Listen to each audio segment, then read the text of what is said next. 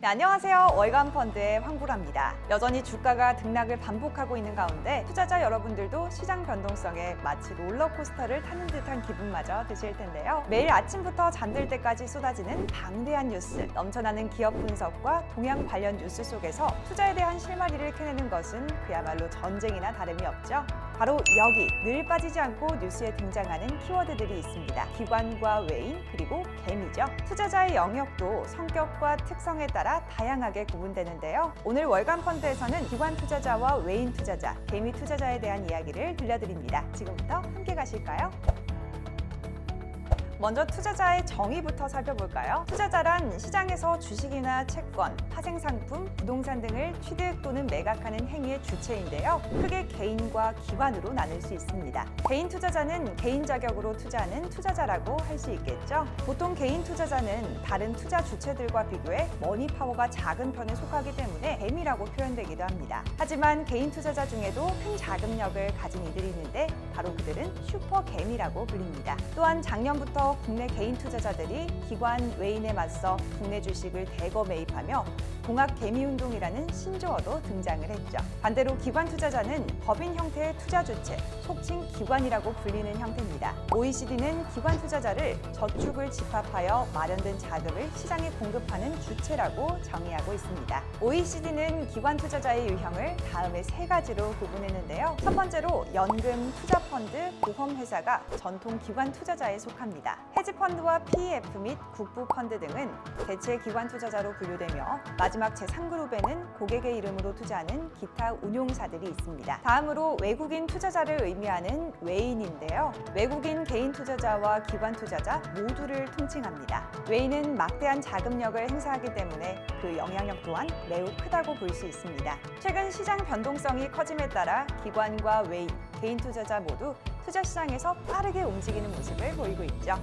각종 투자 지표들도 빠르게 변동되고 있는 가운데 2020년 말 기준 코스피 거래 대금은 기관 17%, 외인은 16%, 개인은 66%의 비중을 차지하고 있습니다. 특히 기관과 외인의 움직임은 시장 전체 지각 변동을 일으키기도 하는데요. 그렇기 때문에 개인 투자자들에게는 투자의 의사결정을 위한 하나의 중요한 지표라고 할 수 있습니다. 자, 이제 투자 시장의 큰손, 기관 투자자들의 정체에 대해 알아볼까요? 먼저 기관 투자자는 투자 자금량이 많기 때문에 시장의 흐름에 있어 상당한 영향력을 행사합니다. 미국이나 영국 등의 선진국에선 전통 기관 투자자의 자산이 GDP의 250%에 이를 정도로 어마어마한 수준을 자랑하는데요. 자산 규모를 고려하면 이들의 움직임을 모두가 주목할 수밖에 없다는 사실에 공감하시겠죠? 또한 기관 투자자는 적극적인 의결권을 행사함으로써 기업 경영에 참여하고 기업 지배구조에도 영향을 미치고 있습니다. 또한 주식의 매각, 매수를 통해 기업의 존속 여부를 결정할 수도 있는데요. 이로 인해 기관 투자자에게는 자금의 수탁자로서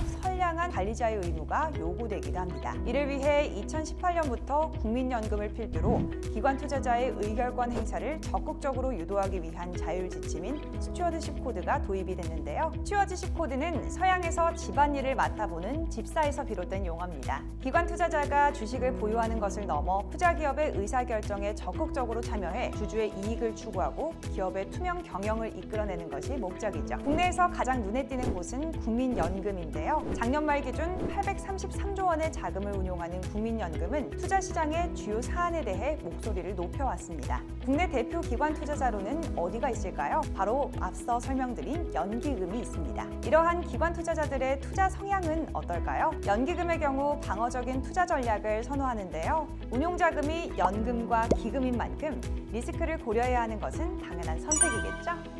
때문에 장기 운용을 통해 원금 손실을 최소화하고 적정한 이율을 지급받을 수 있는 안전자산에 집중하고 있습니다. 자산 특성상 장기적인 관점에서 수익을 내는 것에 초점을 맞추기 때문에 실패 리스크가 적은 자산에 가치 투자하는 경향도 있습니다. 그렇다면 투자 시장의 큰손, 기관 투자자들은 올해 어떤 투자 전략에 집중하고 있을까요? 작년에 더해 시장의 변동성이 심화됨에 따라 안정적인 수익률 제고를 위한 포트폴리오 확대 및 투자 다변화에 나서는 모습인데요. 특히 대체 투자 펀드 투자 비중이 올라가고 있는 것이 눈에 띕니다. 실제 투자 시장에서 부동산 펀드의 해외 투자 펀드 비중은 2015년 36.3%에서 지난해 54.5%까지 증가했고, 특별 자산펀드의 해외 투자 펀드 비중은 22.1%에서 53.1%로 늘어났습니다. 국내 대체 투자 펀드 수탁고가 205조를 돌파한 가운데 해외 투자 펀드의 폭발적인 비중 확대가 전체 순자산의 증가를 불러오고 있습니다. 특히 국민연금은 2024년까지 전체 운용기금의 50%를 해외 자산에, 15%를 대체 투자에 투자할 것이라 밝히며 해외 자산 투자에 대한 기대감을 키우고 있는데요. 이러한 가운데 공제회들의 대체 투자에 대한 운용도 눈에 띕니다. 지방행정공제회는 운용자금의 54.6%, 경찰공제회는 51%, 군인공제회는 46.5%, 조직원공제회는 39.7%를 각각 부동산을 중심으로 한 대체 자산에 투자하고 있습니다.